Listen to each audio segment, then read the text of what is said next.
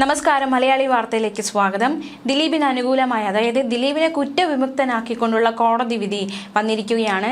ഇപ്പോൾ ഒരുപാട് പേര് അത് ആഘോഷമാക്കുന്നുണ്ട്. ഒരു വശത്ത് ദിലീപ് അനുകൂലികൾ അല്ലെങ്കിൽ ദിലീപിന്റെ ഫാൻസ് ഒക്കെ അത് വലിയ രീതിയിൽ ആഘോഷമാക്കുമ്പോൾ ദിലീപിന് അനുകൂലമായ പ്രതികരണങ്ങളൊക്കെ ഒരു വശത്ത് വരുമ്പോൾ മറുവശത്ത് അതിജീവിതയ്ക്കൊപ്പമുള്ള നിലപാട് ഉറപ്പിക്കുകയാണ് മറ്റു ചിലർ. നോക്കാം ആരൊക്കെയാണ് അതിജീവിതയ്ക്കൊപ്പമുള്ള നിലപാടുകൾ, വീണ്ടും ആ നിലപാടിൽ ഉറച്ചു നിൽക്കുന്നവർ. പ്രത്യേകിച്ച് നടി പാർവതി, നടി റീമ കല്ലിങ്കൽ അടക്കമുള്ളവരൊക്കെ അതിജീവിതയ്ക്കൊപ്പം എന്ന ഒരു പ്രതികരണവുമായി രംഗത്ത് വന്നിട്ടുണ്ട്. റിപ്പോർട്ടർ ചാനലിന്റെ നമുക്കറിയാവുന്നതുപോലെ തന്നെ അരുൺ കുമാർ അദ്ദേഹം ഒരു ഫേസ്ബുക്ക് പോസ്റ്റ് പങ്കുവച്ചിരിക്കുകയാണ്. അത് ഇപ്രകാരമാണ്: the worst form of injustice is pretended justice. അതായത് ഈ വിധിക്കെതിരെയുള്ള ഒരു പ്രതികരണമാണ് അദ്ദേഹം നടത്തിയിരിക്കുന്നത്. മാത്രമല്ല, laws are like cobwebs which may catch small flies but let wasps and hornets break through. അതായത് നിയമങ്ങൾ ചിലന്തി വലകൾ പോലെയാണ്, അവയ്ക്ക് ചെറിയ ഏച്ചകളെ പിടിക്കാൻ കഴിയും, പക്ഷെ കടന്നലുകളെ കടന്നുപോകാൻ അനുവദിക്കും എന്ന ഒരു വിമർശനമാണ് ഉന്നയിക്കപ്പെട്ടിരിക്കുന്നത്. മാത്രമല്ല, ഒരു ദിനമെങ്കിലും പൊരുതി നിന്നോർ അവരെത്ര നല്ലവർ, ഒരു നീണ്ട വർഷം പൊരുതി നിന്നോർ അവരതിലേറെ നല്ലവർ, എന്നാൽ മറയ്ക്കായിക ഒരു ജീവിതം മുഴുവൻ പൊരുതി നിൽപ്പോർ അവരെത്ര പോരിന്റെ സത്തയും സാരവും എന്ന ബൃഹത് വചനവും കൂടി പങ്കുവച്ചിരിക്കുകയാണ്. അതിജീവിതയ്ക്കൊപ്പമുള്ള ക്യാമ്പയിനുകൾ, അതിജീവിതയ്ക്കൊപ്പമുള്ള വാക്കുകളൊക്കെ ഒരു വശത്ത് ശക്തമായിക്കൊണ്ടിരിക്കുകയാണ്. ഈ അരുൺകുമാർ പങ്കുവച്ച ഫേസ്ബുക്ക് പോസ്റ്റിന് കീഴിൽ ചില വിമർശന കമന്റുകൾ വരുന്നുണ്ട്. അതുകൂടി നമുക്ക് നോക്കാം.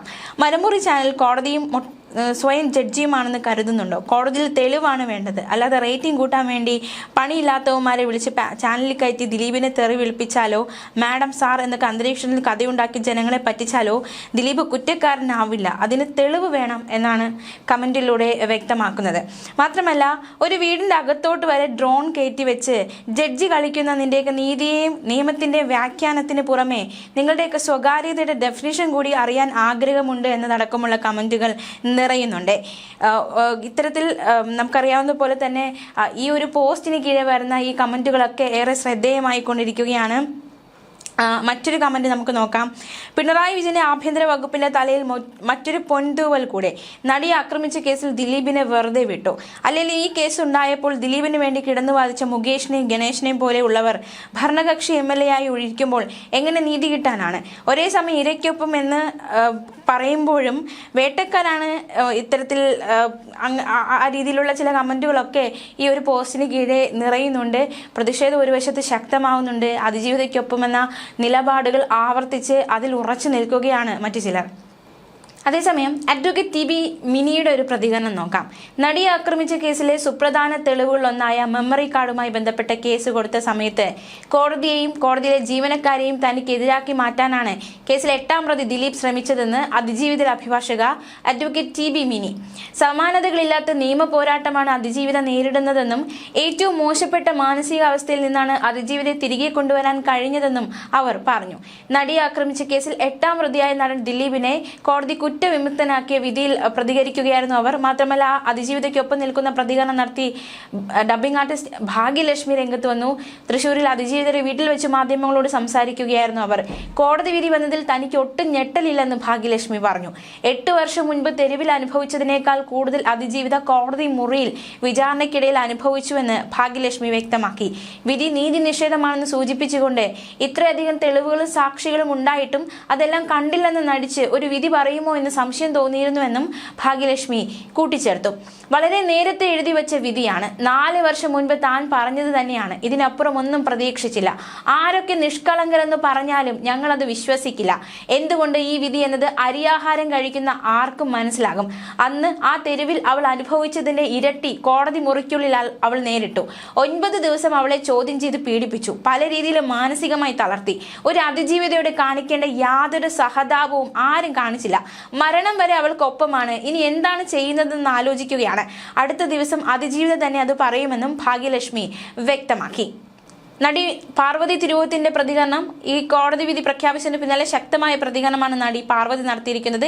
കേസിൽ 1 മുതൽ 6 വരെയുള്ള പ്രതികൾ കുറ്റക്കാരാണെന്ന് കണ്ടെത്തിയെങ്കിലും 8ാം പ്രതിയായിരുന്ന നടൻ ദിലീപിനെ കുറ്റവിമുക്തനാക്കിയ പശ്ചാത്തലത്തിലാണ് അതിജീവിതയ്ക്ക് ഐക്യദാർഢ്യം പ്രഖ്യാപിച്ച് പാർവതി വികാരഭരിതമായ കുറിപ്പ് പങ്കുവച്ചത്. തന്റെ ഇൻസ്റ്റഗ്രാം സ്റ്റോറിയിലൂടെ അതിജീവിതയ്ക്കൊപ്പം നിലകൊള്ളുമെന്ന് ഉറപ്പിച്ചു പറഞ്ഞ താരം ഇതാണോ നീതി എന്ന ചോദ്യം ഉയർത്തി അവൾക്കൊപ്പം എന്നെന്നും എന്ന കുറിപ്പും പാർവതി പങ്കുവച്ചു. നടി പാർവതി അതിജീവിതയ്ക്കൊപ്പമാണ് നിൽക്കുന്നത്. നടിയുടെ വാക്കുകൾ ഇപ്രകാരമാണ്: അവൾ പോരാടിയത് അവൾക്ക് വേണ്ടി മാത്രമല്ല, കേരളത്തിലെ ഓരോ സ്ത്രീകൾക്കും വേണ്ടിയാണ്. അവളുടെ പോരാട്ടത്തിലൂടെ കേരള സമൂഹത്തിൽ സ്ത്രീകൾ നിലകൊള്ളുന്നതിലും പോരാടുന്നതിലും സംസാരിക്കുന്നതിലും അക്രമങ്ങളോട് പ്രതികരിക്കുന്നതിലും എല്ലാം മാറ്റം വന്നിട്ടുണ്ടെന്ന് പാർവതി കുറിച്ചു.